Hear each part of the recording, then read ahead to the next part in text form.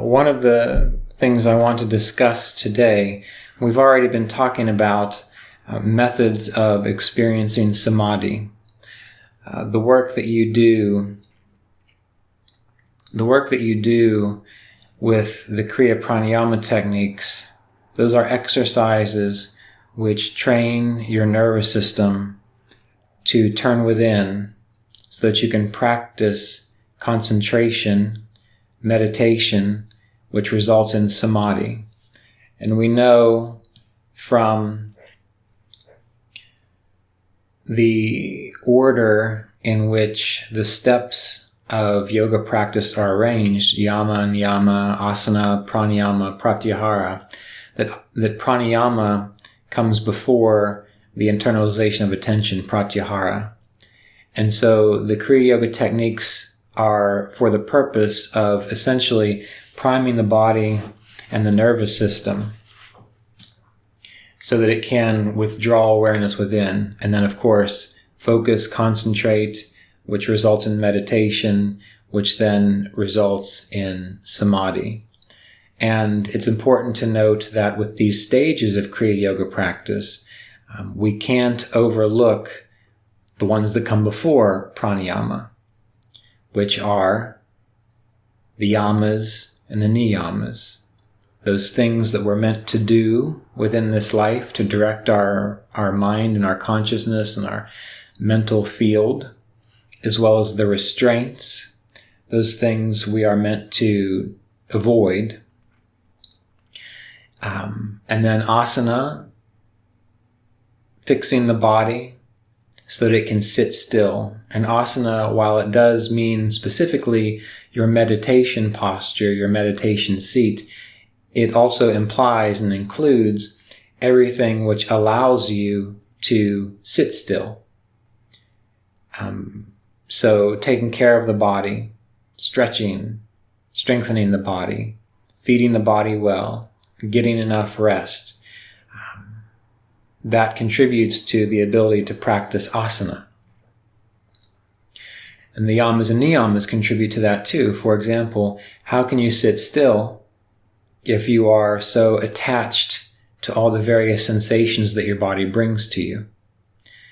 Imagine how much better you can sit still if you're able to practice contentment, so that you're able to let go of everything, just to be at peace and in clarity right now. So we see that those are just two of the yamas and niyamas which contribute to the ability to sit still in one's asana, which also gives one the ability to practice pranayama well without distraction. And that's very important because, again, as I've said before, we have to let go of our distractions in the same way that if we have an interesting hobby, and when we go down into the basement or when we go out into the garden or when we go into our little private study to attend to that hobby or that interest, during that time we just sink our awareness completely into it and we don't care what the rest of the family's doing, or we don't care what is on television, or we don't care what's going on being told to us in the news. We're focused on that thing. So the space that you meditate, the asana, that's like the area that you go to in order to focus specifically on your inner work. And again, in the stages of Kriya Yoga practice, the application, the embodiment, the great vow as it's described of the yamas and niyamas contribute to all of that. It contributes to all of that. So once you have built up the proper foundation, and then you're able to tune the nervous system, tune the consciousness through pranayama, then you begin to direct your awareness inward. And in the descriptions of Samadhi, as we've been talking about it, again, much more could be said about it, but just the general details, that we have these different levels or different types of Samadhi, which Patanjali calls the lower Samadhi and the higher Samadhi. And lower Samadhi is with support, and there are even various stages of that, and the higher Samadhi is without support. But the beautiful thing about the process that Patanjali shares, that really all yoga teachers should be sharing with you, is that this is a repeatable process, and that you have the tools and you have the hardware to do it. And to do it, though, you have to kind of strip away some of the mystical expectation of it, that there is a special key that makes it happen, that there is some kind of magical formula that generates a state of samadhi. And if you don't have that magical formula, well, then you're out of luck, or you don't deserve it, or who do you think you are to wake up in this lifetime? But this is the beautiful thing about yoga, and this is the beautiful thing about Kriya Yoga and this entire system, is that if you are a human being and you are reasonably motivated, and you know why you're doing what you're doing, and you're able to arrange your life so that you can set aside time to explore this, knowing that you've done that with other things in your life, so you can't really make too many excuses, then you are able to eventually, repeatedly experience samadhi, as long as you recognize how it's done, the support that's required, and the stages of the practice. So those of you who are here today in this particular retreat setting, you already know the Kriya Pranayama techniques. In fact, you know probably a few other very important techniques as well. You already know about the yamas and the niyamas within the Yoga Sutras of Patanjali. And if you don't, then you need to study them. And that study, you can use the book Kriya Yoga, Continuing the Lineage of Enlightenment, which is, again, the book that I published, which is a commentary on the Yoga Sutras. You could go to kriyayogaonline.com if you haven't already and find the, I think it's a 26-hour downloadable course on the Yoga Sutras of Patanjali. Or if most of you are already in the Kriya Yoga Apprenticeship Program, the 2-year Kriya Yoga Apprenticeship Program, in year 2, we explore these in particular. And these are basic lifestyle supports that not only support you to live a yogic lifestyle, to manifest a divine personality, but they are the foundation to be able to sit still in asana, to be able to direct your attention to pranayama well, so that you can release your awareness inside, into the inner world, which we're just using that as a term. It's just a word, an indicator, a pointer. But it's really just the heart of consciousness, the real essence of what you are. So how do we do this, though? All right. Well, first of all, once you've sat to meditate and you go through your routines, you go through alternate nostril breathing, maybe mantra practice, or Kriya Pranayama techniques, chanting through the chakras. Well, this helps to tune your nervous system, to tune your body, to tune your consciousness. And that's usually related to the pranayama aspect of things. But now what do? Well, now you have to begin to engage the lower form of samadhi. And this lower form of samadhi, you can be in the presence of someone who has already mastered this, and that will tend to make it easier for you. But we have to remember that being in the presence of someone who makes it easier for you, they're not meant to be a crutch. That's meant to give you the opportunity to see what it's like so that you can figure it out for yourself. That way you can become strong in consciousness, strong in spiritual realization like they are. And then your consciousness becomes profoundly influential on the rest of consciousness. It's all one thing, just little nodes of particular kinds of consciousness. But anyway, so you have to begin to engage these lower forms of samadhi, which are very simply engaging your thoughts, your emotions, and your imagination. Samadhi with support means samadhi with description. And you can use the support of thinking. And the difficulty or the confusion that arises around this is that we're taught, or people have said to us, the whole purpose of yoga and meditation is to end thinking, to end the fluctuations in consciousness, to end the definitions. And that is true. But you have to start directing your awareness using what you have available to you. And one way to lessen the fluctuations and changes in consciousness is to focus on one thing. Because then, yes, you are focused on one thing, and that's still a fluctuation, but now you're not focused on the 800 other things which were scattering your awareness. So by bringing your awareness down to one thing, one theme, one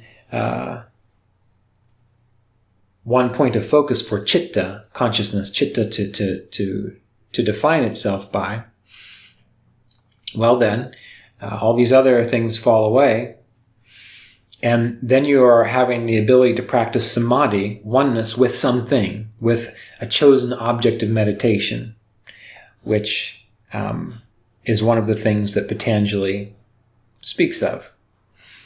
Focusing on a chosen object of meditation. So what we're going to see is we're going to have these different levels of consciousness. And one level is going to be this kind of baseline level, where you've got these waves moving. These are your thoughts moving, going up and down. All these different waves. Some of them are just going straight through. Some of them are quite bumpy.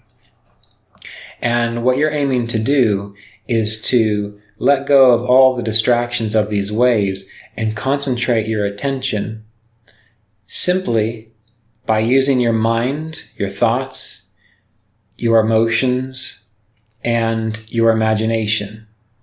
That's the main thing. So how do you do that? It's really very simple. We talked about this related to contemplation of the elements, which we know from a yogic perspective, from within the history of yoga and the body of knowledge that is yoga, focusing on the elements is one of the ideal ways of concentrating your attention. And so we'll just use the example of earth again. Well, if you're contemplating the earth element, you're going to go in stages, but the first stage is what? To sink your mind and your attention into the gross physicality of the earth element, which means as you sit there in meditation, maybe in your mind's eye, you are imagining vast, huge, timeless mountain ranges. Or maybe you've spent time in nature and you've seen giant boulders in the forest and you've touched them. And you remember the feeling of that roughness, that hardness, that immensity of weight of those boulders. Or you're remembering walking and feeling the earth below you as it props you up, as it supports you upwards. Or you've seen rolling hills with trees and plants growing out of it. And you know that those rolling hills are the heaviness, the density of earth, which is supporting and sustaining these trees and these plants. And you in your mind, you imagine earth as you can conceive of it. And what are you doing even right now?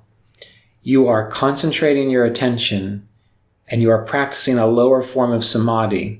Because when you're thinking about all that stuff, you're not aware of anything else. So the fluctuations in consciousness collapse.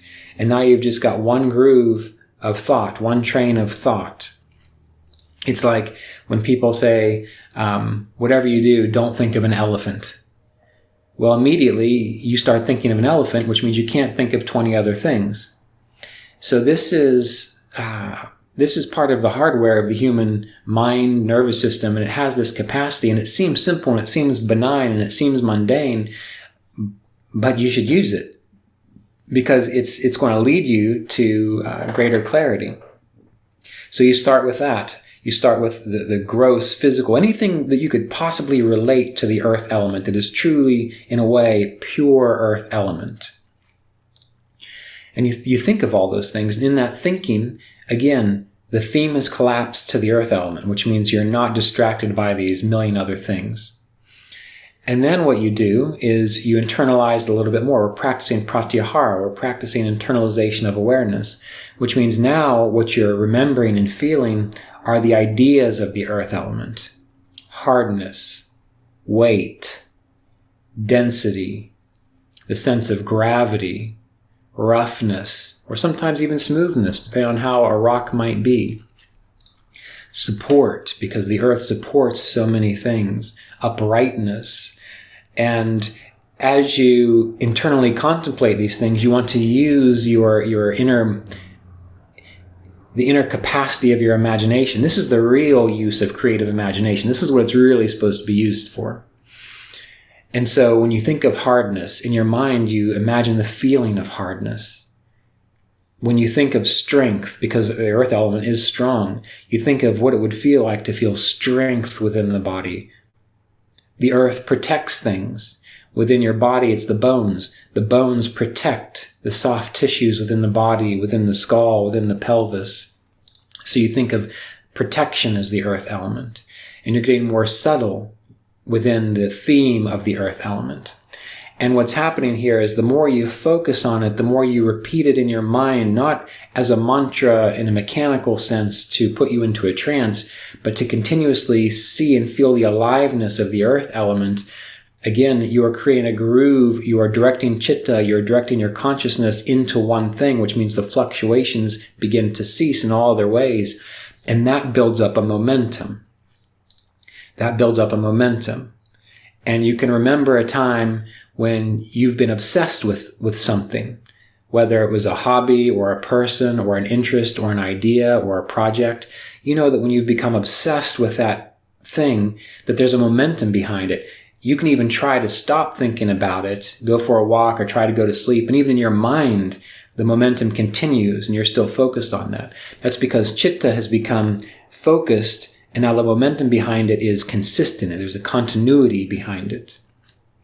So what we're doing with this ability to internalize our awareness and to focus, we are then practicing the next stage within the system of yoga and Kriya yoga, the ability just simply to focus, to hold your awareness on one thing, on one point. And that is what precedes meditation. So you go from internalization of awareness to focus, and you're using a theme to get there. And everything you've done up until that point, the asana, the pranayama, the attention to the yamas and niyamas are giving you the energy to make it possible.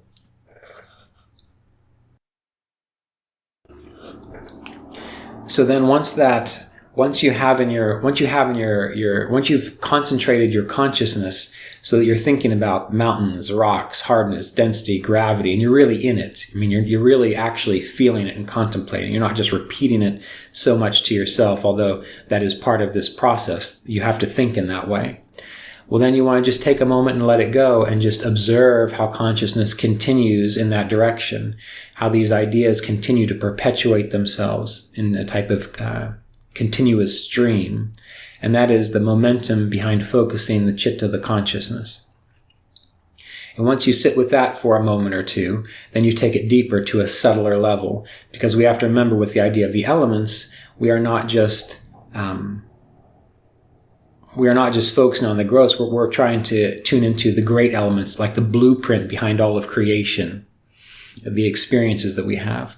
So now, as I was taught, you would then move into contemplation of, say, the bones in the body, and you pull your awareness feeling the bones, imagining what it would feel like if you were aware of yourself as a skeleton, the minerals within the body.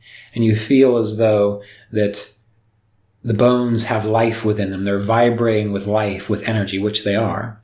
And by directing your awareness inward to the life that sustains this element earth within the body, you are tuning into the subtler aspects of the earth element.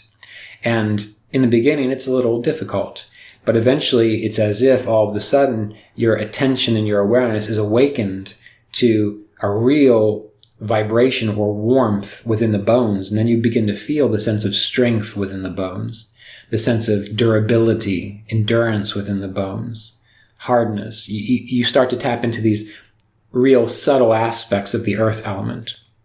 And your consciousness is now naturally being pulled, your chitta is now naturally being pulled into the bones of the skull, the spinal column, the ribs, the backbones, the shoulder blades, the arms, the small bones in the hands, and down through the pelvis and the knees and the legs and the feet. And when I say it's pulled in that direction, that happens because you eventually, through your continuous effort, are creating like a current of attention. So in the beginning, you are going to have to hold your awareness there. It's like retraining consciousness, pulling consciousness into the earth element, into the bones.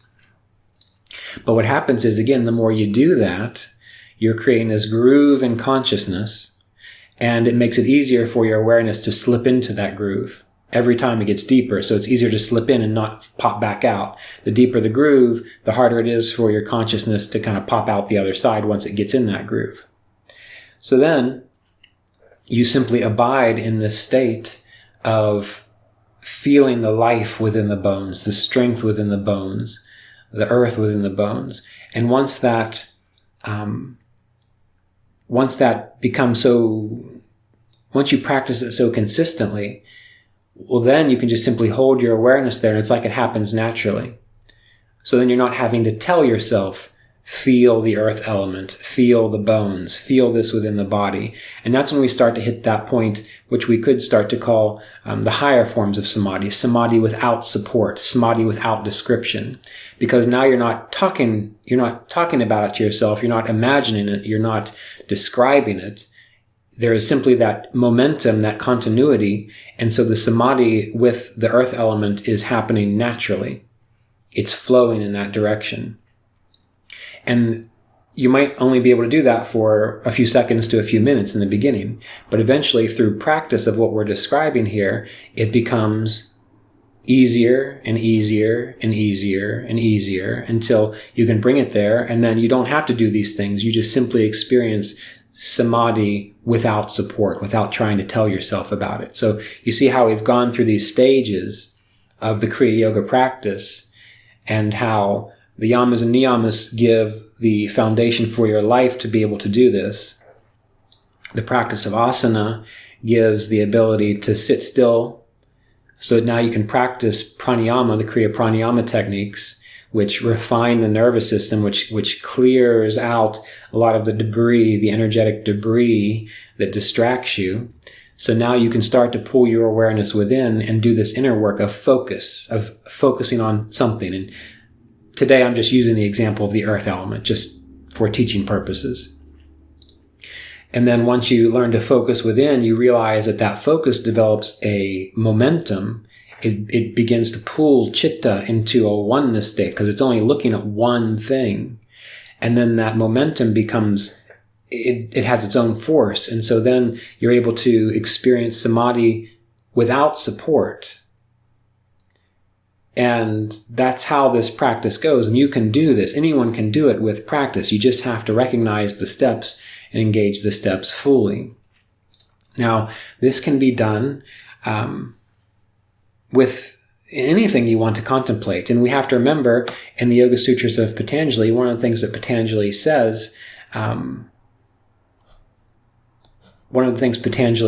is that meditation is kind of focus or directing your attention to your chosen object, meaning the object you want to focus on, the object you want to have samadhi with.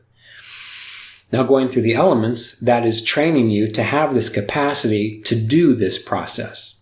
And it has some other benefits as well. And the idea of the elements, focusing on the elements, it comes from Patanjali, which we know is a Kriya Yoga text, but there are other things to focus on, and these come from Chapter 3 in the Yoga Sutras of Patanjali. So we're not necessarily going to get too much into that, but you can read through the Yoga Sutras, and you can read through Chapter 3, and you can use this same principle, the same process based on what those statements are in chapter 3 that you want to focus on, that you want to experience. But again, the point of those things is not to give you powers to show off. They're to give you the greatest power of all, which is the capacity to experience and practice samadhi. And that is what Kriya Yoga and yoga is all about. You can do this with, as I mentioned yesterday, the ideals of God, even infinite consciousness and infinite space. There are descriptions in yogic texts of the imperishable, the eternal aspect of the infinite is beyond concepts, beyond time. Well, you can practice this if you are able, if you've got the mental agility, I suppose, at this point in time, and if you don't, you can develop it, to wonder, what would it like if I was one with the infinite divine? Well, then you have to break down, well, what are the qualities of it? What is infinity? You wonder about what infinity is. You wonder about what it would feel like to feel infinite. What would it feel like if you were beyond time? So you take the qualities of the thing that you want to have samadhi with, and you either start by questioning, wondering with curiosity, not with stress, but with curiosity, wow, what would that even be like if I was beyond time? And that takes a subtle kind of mental process to get there. So if you don't have that, don't worry about it. There's other things you can do. To then, okay, well, this is what I imagine it would feel like to be beyond time. And your imagination, while it might not be exactly accurate, it's going to give you access to the real experience if you can continuously hold your awareness there. Because how you hold your awareness, in a sense, directs chitta, directs your consciousness. So by holding your awareness on one thing, whatever it might be, then the fluctuations and changes in consciousness, most of them begin to cease. And then you're able to practice samadhi with one thing. And that is still a fluctuation within consciousness, but you're going to be much closer to the ability to transcend it all once you develop the capacity to do it with one thing. Because then your work is just going to be how to let go of that one thing. And that's a little bit beyond the scope of what we're getting into now. Because for now, I want to train you or share with you how to continuously, consistently train yourself to be able to experience samadhi. In the same way that a professional musician has trained themselves to be able to just get up on a stage and play, and they're not worried about whether they're going to do it right or not. 90% of the time, they're going to do it just fine. And the other 10% they don't worry about. So we want to get you to the point to where 90% of the time, you can get into a samadhi state when you meditate. And then the other 10% of the time, it's just, stuff happening. So you don't have to worry about it.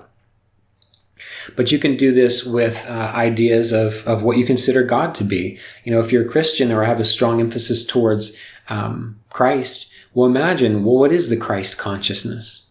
What would that feel like to be in the presence of the Christ consciousness? What if I was the Christ consciousness? What if I resonated with that? And what I do when I tune into that kind of thing is I imagine just such a radiant, beautiful light. And I consistently return my imagination, the words in my mind, my feelings, to that light. I see it in my mind's eye. I tell myself there is light. This is the Christ consciousness, because the words keep me focused. I imagine if that light was radiating around me, through me, with me now, how would I feel? And if you were in the presence of the Christ consciousness, you would feel light and free and cared for and full of love and protection and safety. So you bring up these things. And by contemplating this idea of the Christ consciousness, these are just words and ideas that I use. You can use your own. By doing that consistently, what you are doing is you are practicing meditation, focus, concentration, so that you can eventually have samadhi with the actual experience of the Christ consciousness. And there's absolutely nothing wrong with spending as much time as you need in the lower form of samadhi, which is where you're just talking yourself into it, imagining it, feeling it. But if you hold it there long enough, that's like an incubator, and it eventually opens up into the direct experience, and you can just let go of all of that mental energy and imagination, and then you're like, there it is. And then you remain there without support for as long as you can. And it might not be that long, but you catch a glimpse of it. But you keep coming back to it. You keep deepening this groove on that one thing, on that one bit of experience you want to have, until that momentum every day builds up. And then the length of samadhi becomes longer and longer and longer, until you finally develop the capacity over years to simply say, all right, let's experience samadhi with the Christ consciousness. You do a little pranayama and you close your eyes and you're right there. And that is the beauty of yoga, the Yoga Sutras of Patanjali and the Kriya Yoga process, is that if you realize this, and of course you have to recognize, as it states in the Yoga Sutras of Patanjali, that stability in yoga practice, this is stated in the Yoga Sutras, stability in practice comes after a long period of time of practice. So it's written, it says, you gain stability and success in this after a long period of time of commitment and practice. It doesn't say, get the perfect guru, find the magical formula, get your stars aligned right. It says, through consistent, repeated practice, one becomes stable in the ability to experience yoga or samadhi. It's as simple as that. Whatever stuff you've got in your way that doesn't allow you to believe that, or to engage in it, or to try it, that's your job right now, is to figure that stuff out and get rid of it. That's your job. So we have a question here. The question is, could you give some other examples of when people experience samadhi with support outside of meditation? On Monday, you gave an example of people experiencing samadhi with anger, where they are so absorbed in the emotion and are identified with it. So, yes, we experience all kinds of samadhi. And again, the practice of yoga is to consciously direct the experience of samadhi, to consciously direct it. Anytime that you are utterly engaged, meaning absorbed in something, you are in a state of samadhi. Which means when you watch your favorite movie, if all you are aware of is that movie, you are in a state of samadhi. Now, it's not a spiritual samadhi. It's not a samadhi like the Yoga Sutras are aiming to get you to break through into, because the process of yoga is trying to free you completely of identification with all things and concepts, ultimately. But you have to start freeing yourself of most things and just focus on one thing. That's why we have this practice of samadhi, before you step off into the deep end and let go of your last raft or your last safety net. But anything that you find yourself engaged in, that's all you are doing, that is in a sense a state of samadhi. When I play music, sometimes, I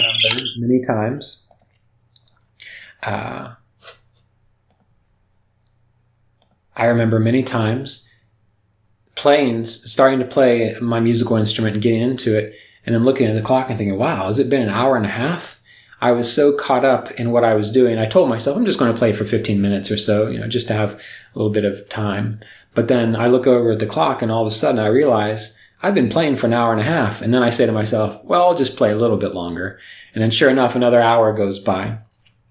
So there are certain things that it's very easy to experience that with. Things like emotions where you completely lose yourself. Well, yes, technically that is a kind of samadhi because that's all you are aware of. But if we're talking about lower samadhi, spiritually speaking, well, we're going to call that unconscious samadhi. And that's what most people experience in life, is unconscious samadhi. So what we're aiming to do is bring this awareness of oneness, this awareness of the ability to direct consciousness, to experience consciousness as one whole unified thing, again, on a conscious level, where it's not something where you just blank out, or it's not something where you end up acting in a certain way, and that's all you're aware of at the time, but then you don't remember any of it, or you can't believe that you behaved in that way. Those are, in a sense, unconscious forms of samadhi.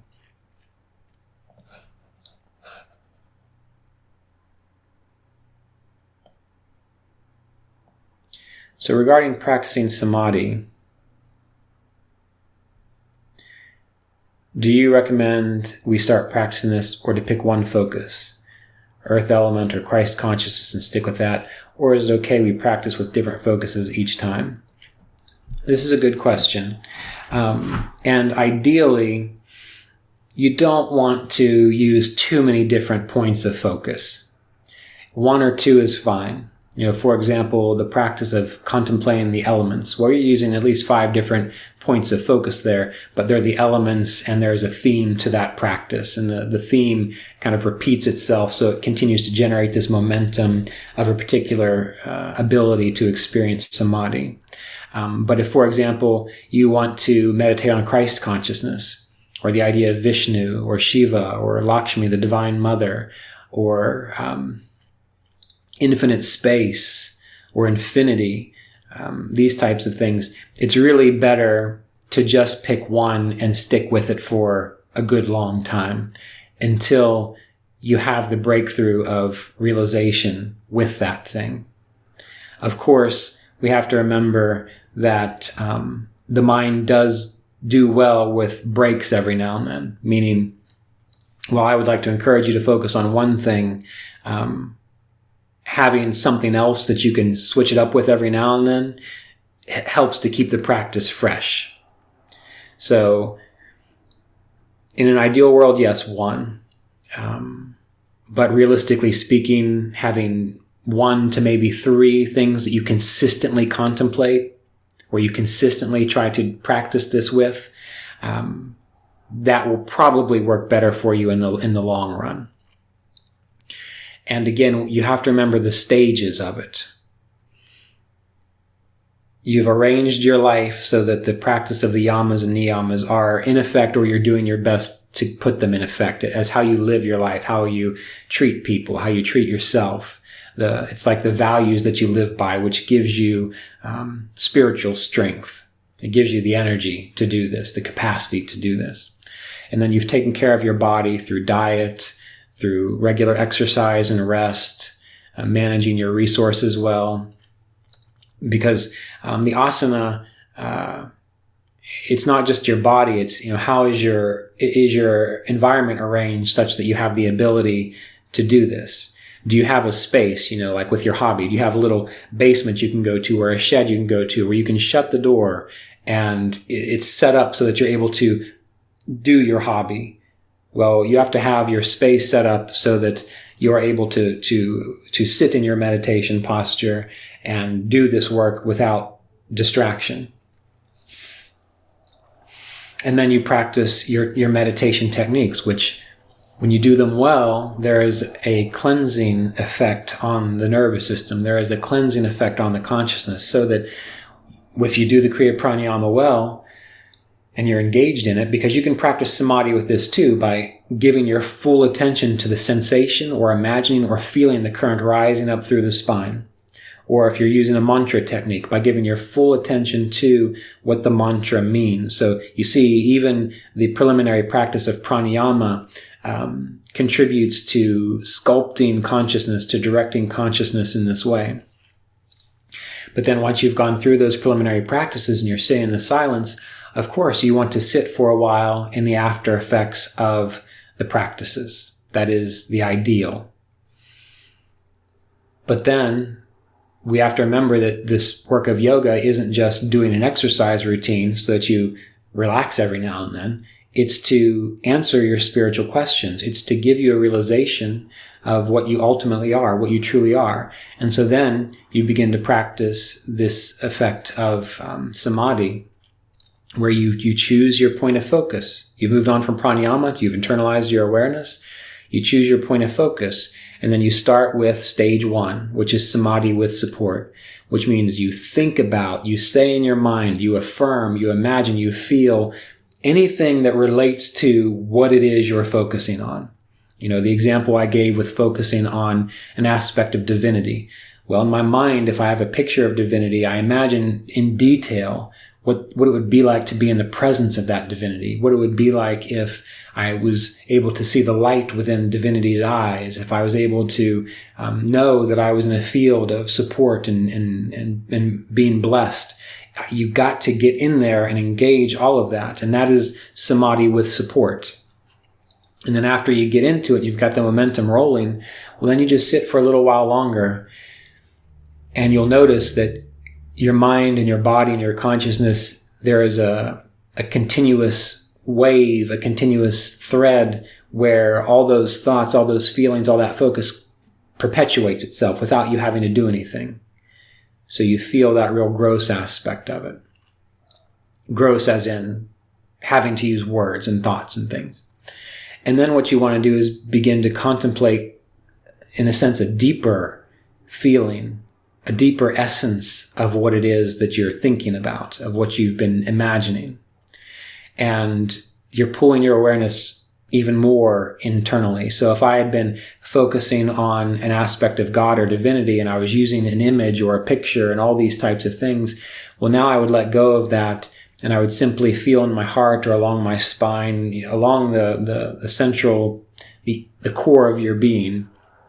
I would begin to feel, if I was one with this divinity, if I was one with the infinite, what would that feel like inside? And I consciously and continuously bring my awareness back to that, and as though it's happening deep inside of me. And then eventually, once that momentum has gone on long enough, then I let go of the trying or the intensity of focus, and I just rest. And I just wait and I feel. I'm not trying to talk myself into anything anymore. I'm just waiting and listening and feeling, holding my attention there. And this in time will result in what's called the higher form of samadhi, which is samadhi without support. And you repeat this consistently, daily. And of course, at the end of it all, we have to remember, before you conclude, this is an essential part of the practice. So you don't want to overlook this or miss this. This is an essential part of the practice. You always observe what you have experienced and acknowledge that you are the seer, you are the witness, you are that infinite presence for which this exists. For you are that which has been able to see and experience consciousness, chitta, having a oneness with your chosen object of meditation. So you see, you're training yourself to concentrate your chitta, your consciousness, so that the majority of the fluctuations and changes fall away.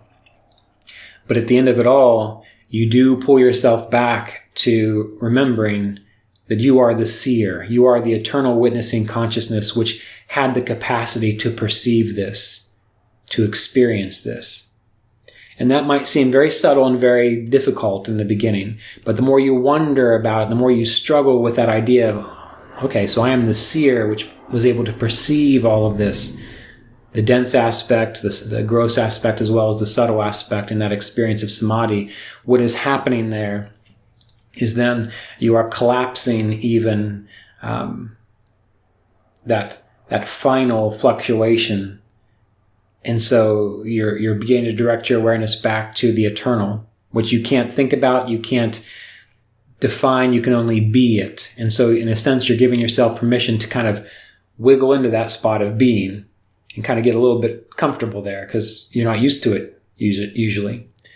And in time, the more you do that, it's like you start to realize, oh, okay, if you've got a new car, here's where the gear shift is. That's how I reach the pedal. This is how I hold my hands right on the steering wheel. It's like as you begin to continuously sit back into the witness experience, it's like you're becoming comfortable with the experience until it becomes natural.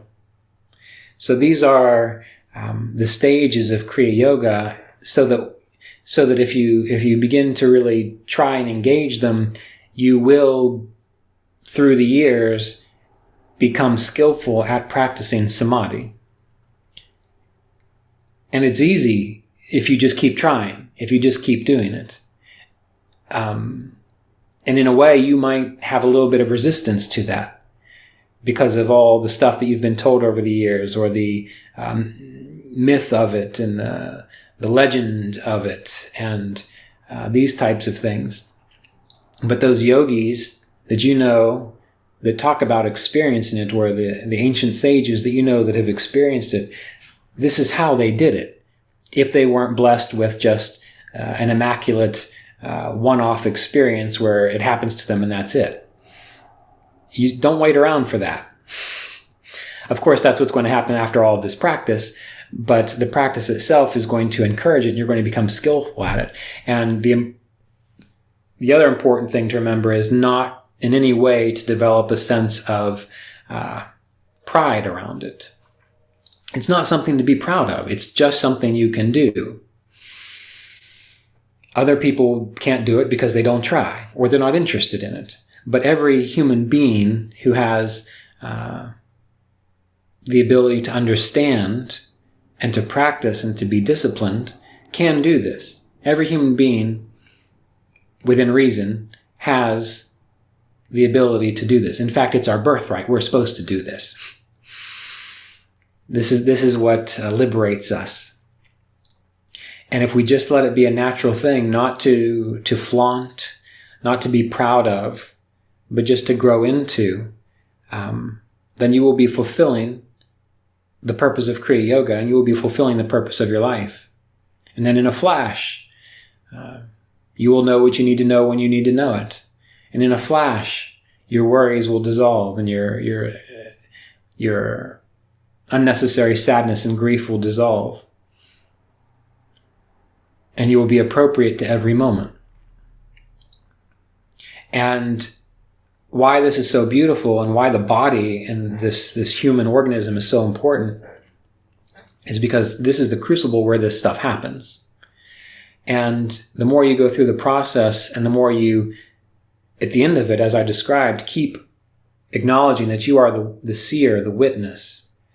Well, you do that enough, eventually you realize the persistence of the seer and the witness, or your spirit, how it persists through everything. Whether you're dreaming, whether you're active and going on a bike ride, whether you're with your loved one, whether you're having an argument with someone who's trying to take advantage of you, whether you are grieving over the loss of a loved one, whether your own body is dying, you are pristinely aware of that spirit, that essence, that witness, which moves through, transcends, exists throughout all of that. And that's why you're free, because then you see what you really are in relationship to the changing phenomena of nature. And this is the beauty of Kriya Yoga process.